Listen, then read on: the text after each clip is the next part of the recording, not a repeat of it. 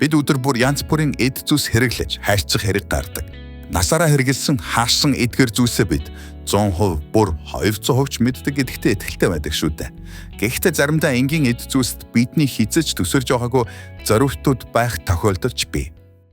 Сонин факт суугийн энэ удаагийн дугаарыг олон улсын спортын компани хамтран хүргэж байна. Та 18 нас хүрсэн бос бичиг доор байрж холбоосоор нэвтэж ороод бүртгэж үүсгэхдээ манай S-Facts гэдэг урамшуулсан кодыг оруулаад анхны цэнэглэлтэй урамшуус авах боломжтой. Угаалтууд дээр байх нөх. Угаалтууд байх үндсэн нөхийг хүн бүр мэдэж байгаа тус ярих шаардлагагүй зэ.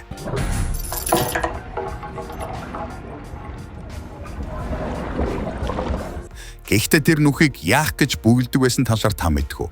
Усанд орохдоо бүглүүд ус дүүргээд орох бол ойлгомжтой. Харин жижиг угаалтурд яг яах гэж бүглэх шаардлагатай вэ? Энэ нь усаа зөв зохистой, ариг гамтай хэрэглэх зорилтоор бүтээсэн ч одоо тэр зорилтоор нь хэрэглэдэг хүн цөөхөн бидзээ. Усыг хэдэн 10 литрээр нь уурсгаж байснаас бүглэж байгаад угаалтураа дүүргээд тэндээ угаах юм угаагаад усаа хэмнэх зорилттой байна. Харин угаалтур дээр байх бас нэг босоо нөхийг юу гэж одож байна вэ?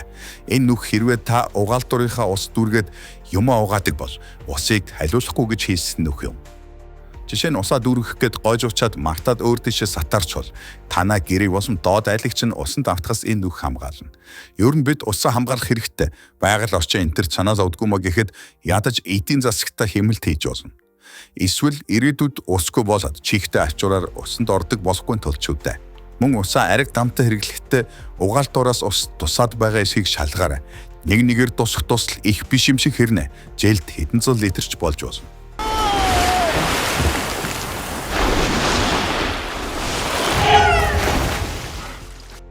Хослол дээр байх жижиг халаас. Жинсэн өмдний нэмэлт халаасны талаар одоо хэрэн маргаан байсаар байдаг. Гэхдээ хослол дээр ч гэсэн 3 дахь халаас байдаг шүү дээ. Өнөөдөр энд ямар нэгэн альчуур цэцэг зэргийг хийсэн харагддаг бол анх ямар зорилтоор хийсэнг нь бодож байсан уу? Гэвч эсдэр үед болох 19-р зуунд хослолын хүрэмд жижиг халаасыг арай өөр зорилтоор хийсэн юм. Тэр халаасыг тасалбарын халаас гэдэг байсан ба джентльменүүд тэндээ үзүр тоглолт эсвэл морин уралдааныхаа тасалбарыг шийдэг байж. Ийм халаасыг зөвхөн хослолтч биш, жокей болон спортын хувцасч ойдог байв. Тасалбараас гадна жижиг зоос, цаг зэрэгээр шийдэг ер нь бол хэрэгтэй халаас юм. Дугуй дээр байх тэмдэглэгээнүүд. Хэрвээ та машиндаа шинэ дугуй авч байсан бол түүн дээр өөр өмгийн тэмдэглэгээнүүд байсыг анзаарч байсан бидзээ. Зарим хүмүүс ийм тэмдэглэгийг нь хараад үйлдвэрийн алдаатай дугуй гэж бодоод авахгүй ч гэдэг байна. Гэвч энэ нь огт санаа зовоод байх зүйл биш юм. Машиндаа хийгээд явж байхад төд бодлогүй арилжчихдаг. Энэ тэмдэглэгээ танд нэг хэрэгтэй мэдээлэл өгөхгүйч дугуй засварын газрын хүнд дугуйг угсрахад чухал мэдээллүүдийг өгдөг. Жишээ нь ийм шав тэмдэглэгээ дугуйны хамгийн зөөлний хэсгийг нь тэмдэглэсэн байдаг бол усаан тэмдэглэгээ хамгийн нягт хэсгийг заасан байдаг гэжээ. Харин цагаан бодог төргсөн байвал энэ нь дугуйг шалгаад амжилттай шалгалт авсан гэлтэгдэг байна. AirPods дээрх нүхнүүд. Хэрвээ танд Apple-ын энэ чихвч байдаг бол та одоо яг ямар чихвч ярьж байгаа гэдгийг сайн мэдэж байгаа. Гэхдээ та чихвч дээр дуугарч байгаа гол нүхнээс өөр бас сонин нүхнүүдийг анзаарч байсан уу?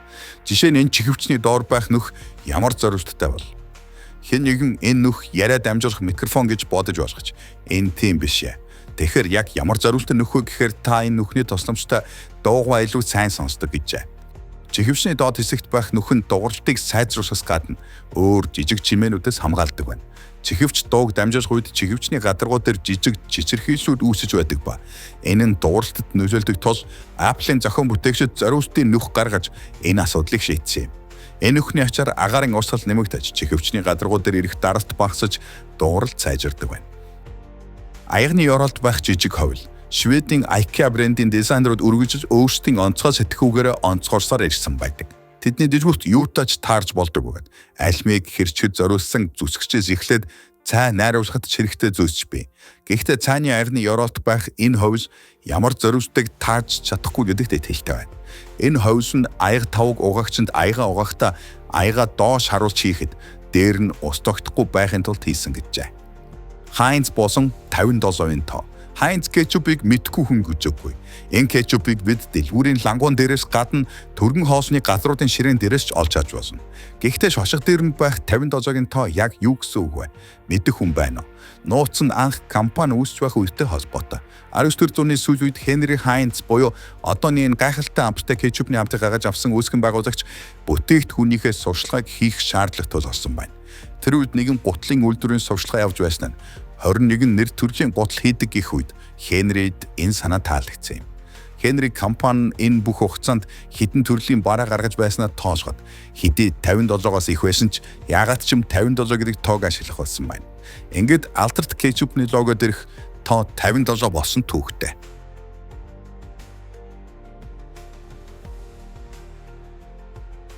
Чихвчдэр байх зураасууд. Та утастай чихвчнийхээ залгуурт зураасууд байгааг анзаарч байсан уу? Тэд өөр өнгийн эсвэл 2 юм уу 3 шихэгч байдаг.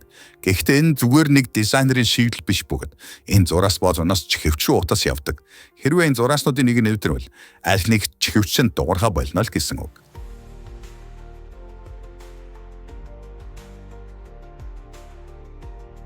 Цоочны ёроолт байх нүх. Цоочны түлхүүрийн нүхний хажууд байх 2 шихэг ойлгомжгүй нүхийг та харж байна уу? Таны таамагласан шиг түлхүүрээ гээсэн үедээ нарийн төмрөөр онгойлгох зориулттай нүх биш юм. Үүний хэрэгтэй энэ нүх цоочийг зэвэрлэлээс хамгаалдаг байна. Цоочны дотор орсон чийг энэ нүхнүүдээр дарах ёстоос гадна шаардлагатай үед нүхээр тослогооч их зориулттай. Хэрвээ нүхнүүд байгаагүй бол цоочнуудыг ойрхон солих шаардлагатай байх байлаа. Модон өжгөр. Одоо үед бид гэр ахуйн дэжгүүт орох үед ихэвчлэн хуванцар юм уу төмөрөн үлгүүртэй гоцчин таардаг. Тэд модон үлгүүрийг бодож хамаагүй хямд үнэтэй. Харин модон үлгүүр зөвхөн илүү үзэмжтэй тансаг харагдахаас гадна бас нэг том давуу тал байдаг нь цагаан ирвэхийг өргөдөг байна. Тэгэхээр та арьсан юм уу ноосон эдлээ хамгаалмаар байвал модон үлгүүрт үзгээрэй гэж зөвлөе.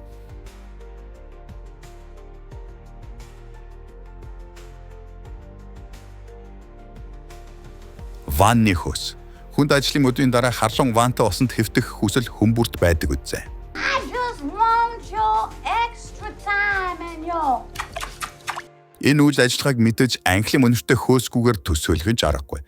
Бид хүүхэд байхаас хөөстэй халуун ваанд хэвтэх дуртай байсан шүү дээ.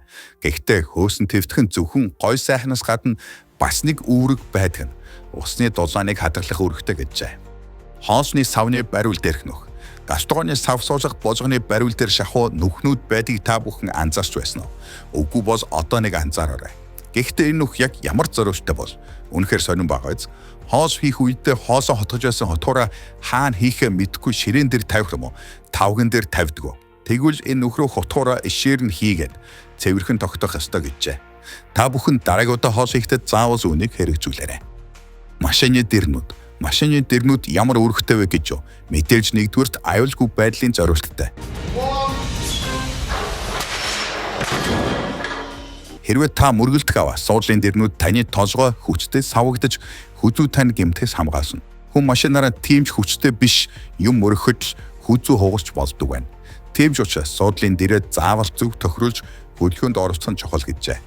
Энэ дэрэнд бас нэг үүрэг байдаг нь сарлаж аваад гарч ирсэн 2 төмрөөр нь машиныхаа цонхыг хагалж ам аврагдаж бас болдог. Жишээ нь ингэж цонхоо хагалж машинаас гарах шаардлага хэрвээ та машинтайгаа ус руу орсон бол гардагч. Энэ бишгийг үзэж бүх хэнд ч ийм шаардлага бити гараасаа гэж хүсэж байна. Гэхдээ мэдэж байхад хязэж илүүдэхгүй гэдэг шүү дээ. Өнөөдрийн мэдлэг дуслаа. Мэдлэг таалагдсан бол лайк дараад сувгаад тагаарай.